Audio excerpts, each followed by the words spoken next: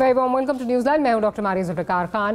Fuse अक्टूबर फैसला कौन होगा, मगर किसके लिए? सियासी मारधाड़ से भरपूर माहौल में आइंदा हफ्ते से नई तेज़ी जो है वो आने वाली है, क्योंकि वज़ीर दाखिला को ऐसा लगता है कि इमरान खान 12 से 17 अक्टूबर के दरमियान लॉन्ग मार्च की कॉल दे सकते हैं। लॉन्ग मार्च के मामले पर पीटीआई और हुकूमत में जिस तरह ठनी हुई है और खान साहब इसको आखिरी मार्का कहकर मैदान में उतर रहे हैं, अपने सपोर्टर्स से हल्फ ले रहे हैं, दूसरी जानिब राना सनाउल्लाह भी एहतजाज को कुचलने की तैयारी में है। तो मजमूई तौर पर मुल्की हालात किस तरफ जाएंगे इसका अंदाज़ा लगाना मुश्किल नहीं है, और कम से कम इस्लामाबाद की हदूद में रोज़ाना दाखिल होने वालों को इसका बखूबी अंदाज़ा हो जाता है कि आने वाले दिनों में अदम इस्तेकाम और हंगामी सूरत हाल पैदा हो सकती है।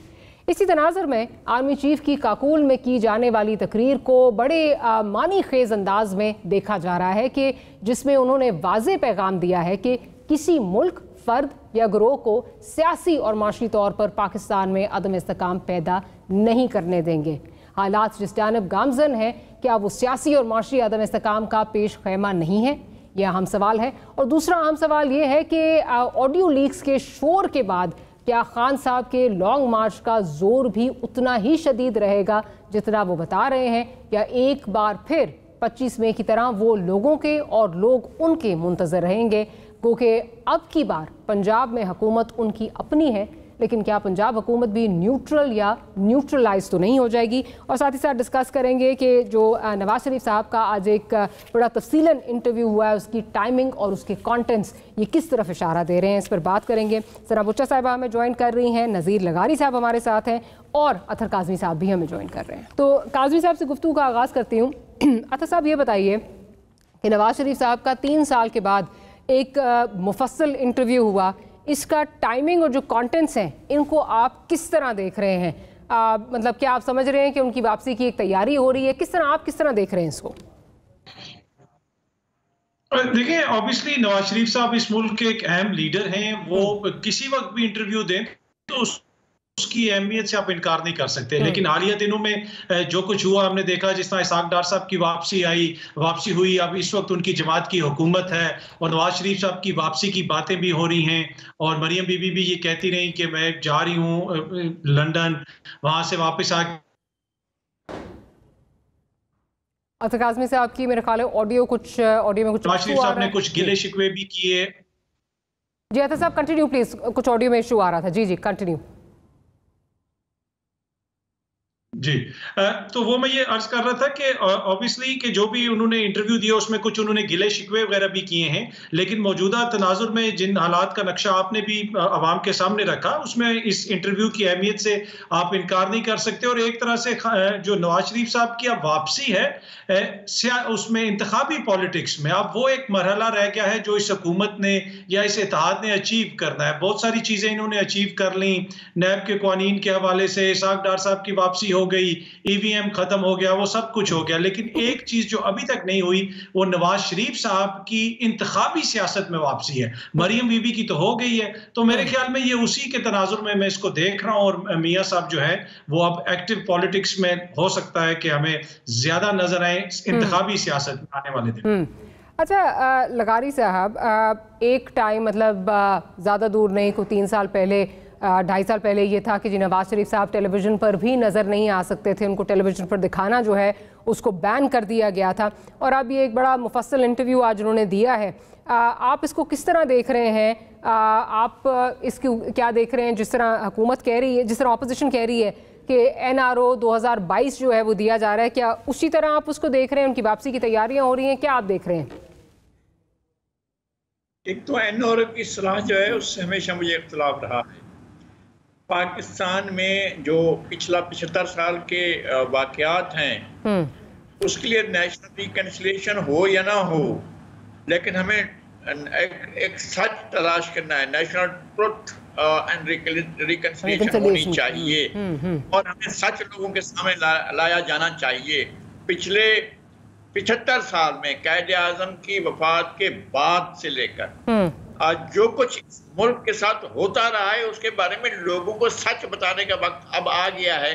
और इसके अलावा और कोई जो इंडिकेशंस आ रहे हैं, जो चीजें कल आर्मी चीफ ने कही हैं अगर ऐसा ही है, अगर वाकई जो नए हमारे अफसर भर्ती हो रहे हैं, अगर वो उनको सियासत से या सियासी अमल से या सियासी झगड़ों से दूर रहने के लिए कहा गया है, तो ये सबक बहुत पहले होना चाहिए था और उस दिन होना चाहिए था जब पाकिस्तान में ये अमल शुरू हुआ था। ठीक है। अब अगर इनको निकलना है उस सूरत हाल से, तो भी वो अमल बहुत देर में हो रहा है, लेकिन इसको होना बहुत जरूरी है कि पाकिस्तान के जो रियासती इदारे हैं, मेरे ख्याल इंस्टीट्यूशन तो 3 ही हैं, एक अदलिया है, पार्लिमान है और जो एग्जीक्यूटिव है। अब बाकी इदारे मातहत इदारे हैं, इवन सिक्योरिटी इदारे भी मातहत इदारे हैं, उनको अपने अपने दायरा कार में रहना चाहिए। ये बात अगर कल के मैसेज से ये जाहिर हो रहा है और ये जाहिर हो रहा है कि स्टेट को अदम इस्तेहकाम का शिकार नहीं होने दिया जाएगा। अदम इस्तेहकाम पहले भी नहीं होना चाहिए था, अब तो बिल्कुल नहीं होना चाहिए, हम अफोर्ड ही नहीं कर सकते। ये एक बहुत अच्छी बात है। और मियां नवाज शरीफ साहब जो हैं, ये इनके बारे में जाहिर है कि मुल्क के 3 बार वज़ीर आज़म रहे हैं, और जिस तरह से सियासत में वो आए और उसके बाद जिस तरह से उनके ये जो बिल्कुल जमहूरी राइट्स के तौर पर जो है वो इस बात के लिए इसरार करते रहे कि एग्जीक्यूटिव की और पार्लिमान की ज़्यादा वो होना चाहिए और इदारों को अपने दायरे में रहना चाहिए, तो ये भी उनका एक बहुत अच्छा मैसेज रहा। और इस दौरान में उनके झगड़े भी हुए और उस दौरान में उन्हें कई बार जाना भी पड़ा है, इक़्तिदार भी छोड़ना पड़ा है, और तीनों बार उन्हें इक़्तिदार अपनी मुद्दत पूरी करने का मौका नहीं मिला है, और पाकिस्तान में किसी को भी नहीं मिला है, इमरान खान समेत किसी को भी। 4 साल 2 महीने 2 दिन जो है वो लियाकत अली खान का इक़्तिदार की मुद्दत थी, इससे ज़्यादा किसी ने भी नहीं उस मुद्दत को क्रॉस किया।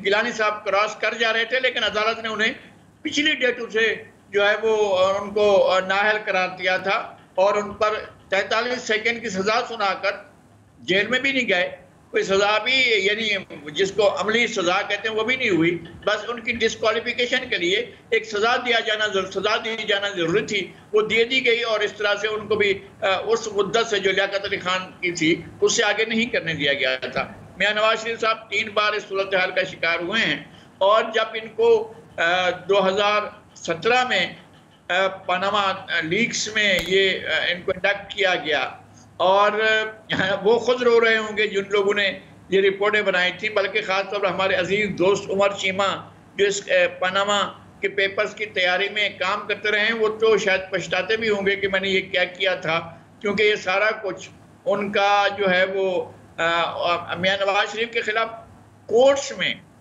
कम से कम ये बात उन्होंने साबित नहीं की कि मनी ट्रेल क्या है। हम भी ये पूछते रहते भाई मनी ट्रेल तो होनी चाहिए, वो आखिर वक्त तक मनी ट्रेल नहीं दी, लेकिन डिस्क्वालिफिकेशन हो गई और फिर कोर्ट सुपरवाइज कर रही थी। फिर कोर्ट ने यहाँ तक कहा था, ये तशरीह की गई थी कि जो सादिक और अमीन नहीं है वो ताहयात, और अब हम चीफ जस्टिस साहब से सुन रहे हैं कि ये तो ड्रैकोनियन वो है। तो मेरा ख्याल है कि हमें, जबकि यही चीफ जस्टिस इन्होंने ही वो फैसला भी जो है वो सादर किया था, अब वो ये कह रहे हैं ये ड्रैकोनियन लॉ है। जी बिल्कुल ऐसा ही हुआ है कि ये वही चीफ जस्टिस हैं और उस फैसला करने वाले बेंच के एक फाजिल रुकन हैं, और अदलिया के एक चीफ के तौर पर हम उनका एहतराम करते हैं और हम पाबंद हैं उनका एहतराम करने के। और उसके बावजूद ये सवाल तो बहरहाल मौजूद है ना कि ये अगर आज जो चीज ड्रैकोनियन है वो कल भी थी, परसों भी थी, और 4 दिन पहले भी थी, और 4 साल पहले भी थी, तो हमें बहरहाल इस तरफ अब चीजें अगर समझ को जा रही हैं तो ठीक है, हम आगे देखते हैं कि क्या होता है। मियां नवाज शरीफ साहब एक सियासी उनसुर तो हैं, उनको नाअहल किया गया, अब वो नाअहली जो है ड्रैकोनियन है, अब जो कुछ भी आगे होता है हम उसको भी देख रहे हैं। राइट, सना बुच्चा साहब ने भी ज्वाइन कर लिया हमें, ज़रा सना बुच्चा साहब को सुनवाते हैं कि फवाद चौधरी साहब जो हैं वो आजकल क्या कह रहे हैं, आज क्या कह रहे हैं नवाज शरीफ की वापसी के हवाले से, फिर आगे चलते हैं। नवाज शरीफ हमें बताएं कि जो उन्होंने जिस डील के ज़रिए पाकिस्तान वापस आए हैं, आ रहे की कोशिश कर रहे हैं, या फिर शहबाज शरीफ ने मरीम नवाज और नवाज शरीफ दोनों को पाकिस्तान की सियासत से बाहर कर दिया है, वो एक अलग बात। लेकिन अहम बात यह है कि ये बताइए कि जो डील जिसकी कुछ तफसीलात खुर्रम दस्तगीर और जावेद लतीफ़ ने यहाँ पे हमारे सामने रखी हैं, आज नवाज शरीफ को चाहिए कि उस NRO 2022 की जो डिटेल्स हैं वो हमारे सामने रखी। जी सना बुच्चा साहिबा, NRO 2022 आपका ख्याल है हो रहा है, और अगर हो रहा है तो कौन कर रहा है, किसके साथ हो रहा है? अच्छा, मेरे ख्याल उनकी कॉल डिस्कनेक्ट हो गई है। अतर काज़मी साहब की तरफ चलती हूँ। अतर काज़मी साहब, क्या NRO 2022 आप समझ रहे हैं हो रहा है? क्योंकि अगर ये डिसीजन होता है, जैसे अभी लकारी साहब बात कर रहे थे कि अब तो चीफ जस्टिस, जो इस वक्त के चीफ जस्टिस हैं, उस वक्त के उस बेंच में जिसने ये फैसला सादर किया था उसमें शामिल थे, अब वो अगर ड्रैकोनियन कानून कह रहे हैं ताहयात नाअहली को, तो ये तो कोर्ट्स फैसला कर रही हैं। तो फिर ये NRO किधर से मिल रहा है? ये NRO कौन दे रहा है, कौन ले रहा है, किसके साथ हो रहा है, कौन दे रहा है? देखिए, जहां तक केसेस का ताल्लुक है जो मोजिज अदालतों में है, मुझे पूरा यकीन है अदालतें आइन और कानून के मुताबिक फैसला करेंगी। सम टाइम फैसले पे हमें एतराज हो सकता है, वो हमारा जमहूरी हक है, लेकिन फैसलों को मानना चाहिए, उनको कंट्रोवर्शियल नहीं बनाना चाहिए। जहां तक ये ताल्लुक है कि NRO हो रहा है, टू बी ऑनेस्ट मेरे पास तो कोई ऐसी इंफॉर्मेशन नहीं है कि NRO हो रहा है या नहीं हो रहा, लेकिन कुछ चीजें जमीन पे हो रही हैं, उनके ऊपर मैं कॉमेंट कर सकता हूँ। मैं ये कॉमेंट कर सकता हूँ कि मैंने ये देखा कि 4-5 साल से इसाक डार साहब अदालती मफरूर भी थे, मतलूब भी थे, लेकिन वो फिर वजीर आजम के त्यारे में बैठ के वापस आए। जिस त्यारे में बैठ के आए उसके ऊपर पाकिस्तान एयरफोर्स भी लिखा हुआ था, खुसूसी त्यारे में उनको बैठा के वापस लाया गया। वजीर आजम 1 हफ्ते के अंदर 2 दफा लंदन गए उनको लेने के लिए। तो उससे फिर ये तासुर मिलता है कि शायद कुछ चीजें कहीं ना कहीं सेटल हुई हैं, तो इस वजह से सियासी मुखालफिन फिर ये इल्जामात लगाते हैं। उसके साथ साथ फिर आज आपने गवर्नर सिंध की तैनाती भी देख ली, उसके अलावा दीगर वो सारे लोग जिनके हवाले से आपने अदालतों का तो जिक्र किया, लेकिन इसी मुल्क के जो बड़े मोजिज इदारे हैं उनकी JITs थी कि किसके क्या क्या जो है माली जराइम में वो मुबैना तौर पे मुलविस है, फालूदे वाले में क्या हो गया, तो पापड़ वाले में क्या हो गया, वो सारी JITs पाकिस्तान के इदारों ने की थी और इन्हीं इदारों ने हमें बताया था कि मुल्क के अंदर क्या कुछ होता रहा। लेकिन अब लगता है ऐसे है कि एकदम से वो सारी चीजें पसे पुष्ट चली गई हैं और नई जो हुकूमत आई है उसकी जो इनको पहले जिन मुश्किलात का सामना था वो आहिस्ता आहिस्ता मुश्किलात खत्म हो रही हैं। अब ये किस वजह से हो रही हैं क्या पता, इनकी सियासी हिकमत अमली बड़ी अच्छी हो, ये सियासी तौर पे बड़े तेज हो, इनकी सियासी प्लानिंग बड़ी तेज हो, या फिर इनके मुखालफिन इल्जाम लगाते हैं कोई NRO हो रहा है। तो इसका फैसला तो टू बी ऑनेस्ट आवाम ही करेगी, जब वो बैलेट बॉक्स में अपना वोट डालेंगे फिर वो बताएंगे कि वो क्या समझते हैं इसमें। लगार साहब, आप क्या देख रहे हैं जो ये आप कहते हैं, गो के आपने कहा है कि आपको इख्तलाफ है इस लफ्ज़ से और ट्रूथ एंड रिकन्सिलिएशन कमीशन बनना चाहिए, आप हमेशा यही बात करते हैं, लेकिन जो ये बात की जा रही है कि कोई स्पेशल ट्रीटमेंट शायद दिया जा रहा है या कुछ जो है वो राह हमवार की जा रही है, कुछ ताल्लुकात जो है वो कहीं बेहतरी की जो है वो वहाँ पे एक सिमत नज़र आ रही है, तो आप क्या देख रहे हैं इसको?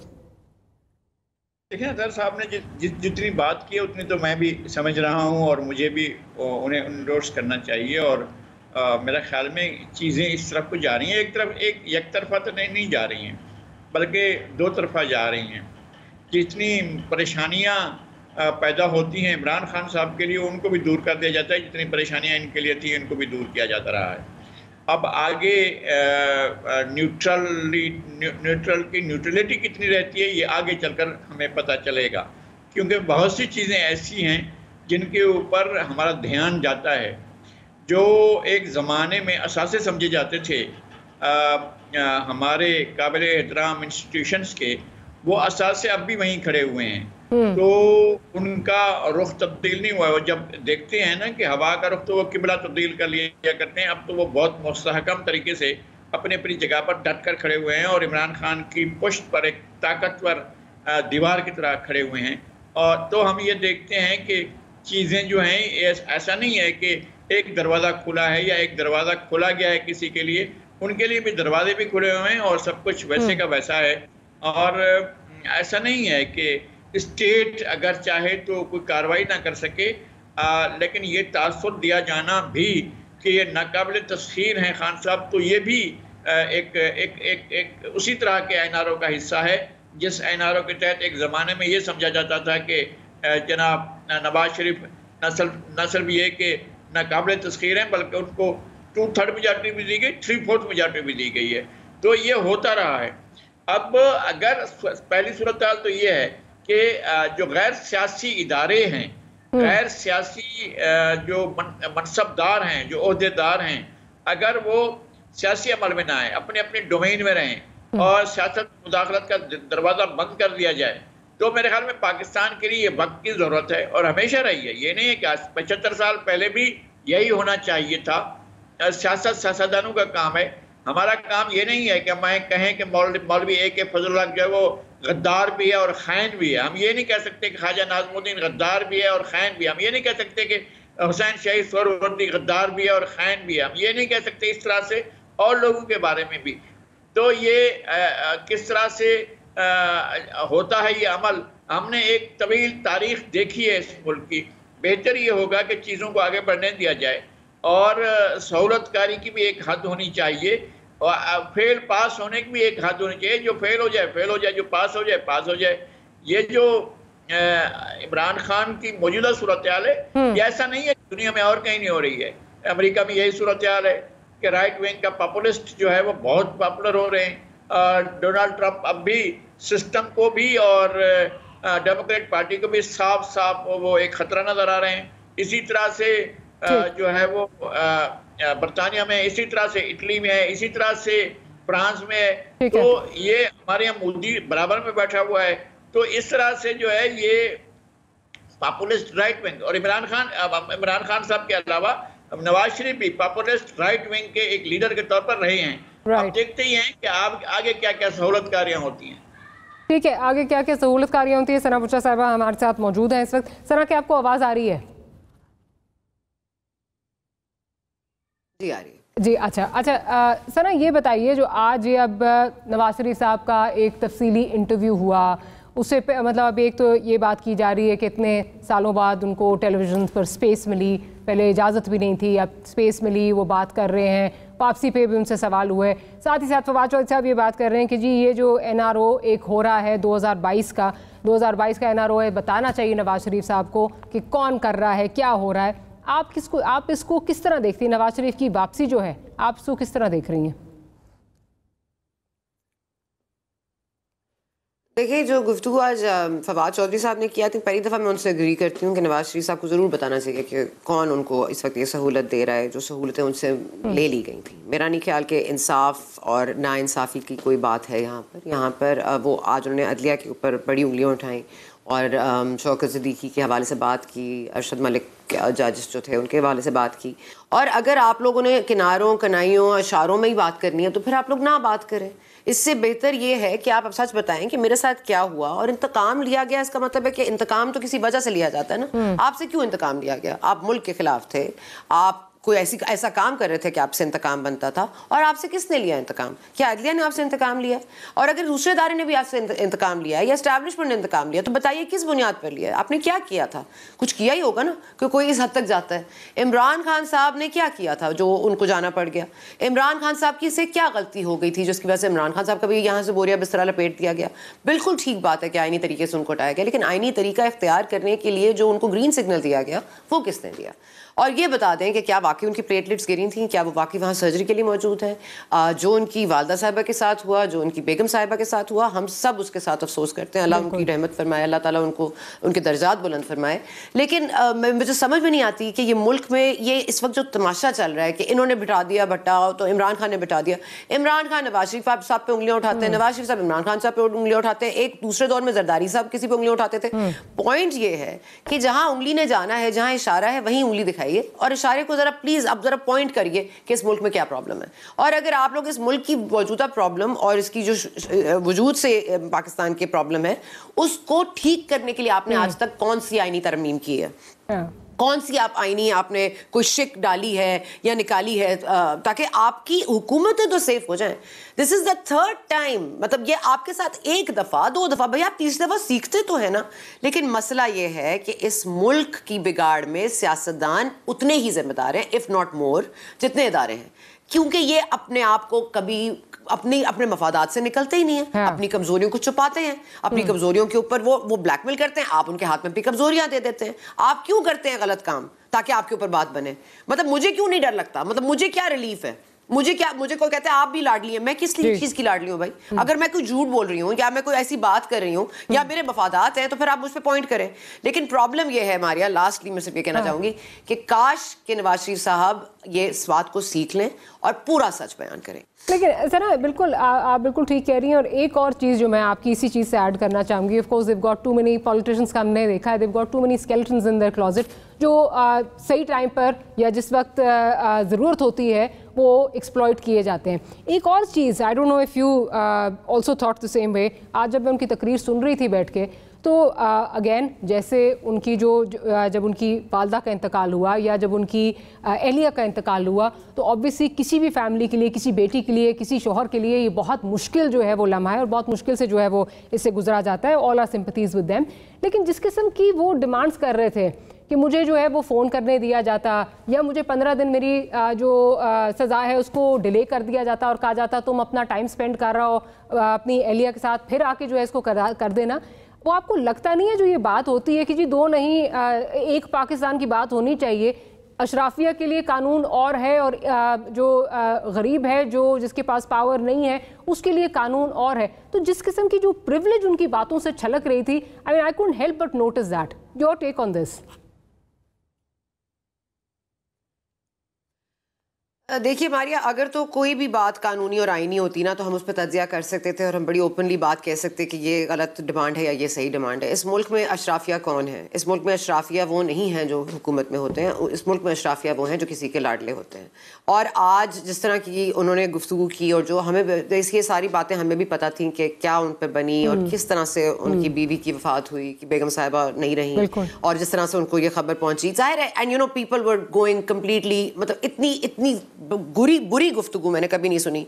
मतलब उनकी वाइफ की डेथ के बाद तक जो तज्जिया निगार गुफ्तगू कर रहे थे, मतलब कोई इनमें कोई ह्यूमैनिटी तो है नहीं। लेकिन मारिया आप ये मुझे बता दें कि उनकी पूरी दास्तान सुन के आपको नहीं लगता कि इमरान खान साहब के लिए सवाल क्यों उठता है कि वो लाडले क्यों हैं? अगर नवाज शरीफ साहब को एक एवनफील्ड केस के ऊपर, जो इस पे अकामा पे आपने पनामा पे केस बनाया, अकामा पे निकाला, चलें आपने बुनियाद जिसको भी बनाया वो भी गलत था, चलें सारा कुछ गलत था, तो मुझे बता दें क्या ये एक कानून है? क्या ये एक दायरा है इंसाफ का? क्या इमरान खान साहब के पास अभी कोई केस उनके खिलाफ साबित नहीं होता? उनको रिलीफ नहीं मिल रहा, उनको लाड नहीं मिल रहा? क्योंकि अगर एक पॉलिटिशियन के साथ ये होता है बकौल उनके इंतकाम, तो दूसरे के साथ क्या हो रहा है? दूसरे के लिए कौन इंतजाम बनाता है कि इंतकाम नहीं होता? दूसरे का इंतजाम कौन संभाल रहा है? इस मुल्क में जब तक इस बात का जवाब नहीं देंगे और अगर छुपते रहेंगे और हम छुपाते रहेंगे, वो छुपते हैं, वो इनको छुपाते हैं, वो नाकाम होते हैं, ये उसका ब्लेम लेते हैं और ये इकोनॉमी इन्होंने डुबा दी, इकोनॉमी इसने डुबा दी, इन्होंने चोरी वो जो कर रहे हैं बस पोस्ट, वो किसी को नहीं नजर आता। चलिए on that note will take a short break से हाजिर होते हैं तो गुफ्तगू को यहीं से कंटिन्यू करेंगे।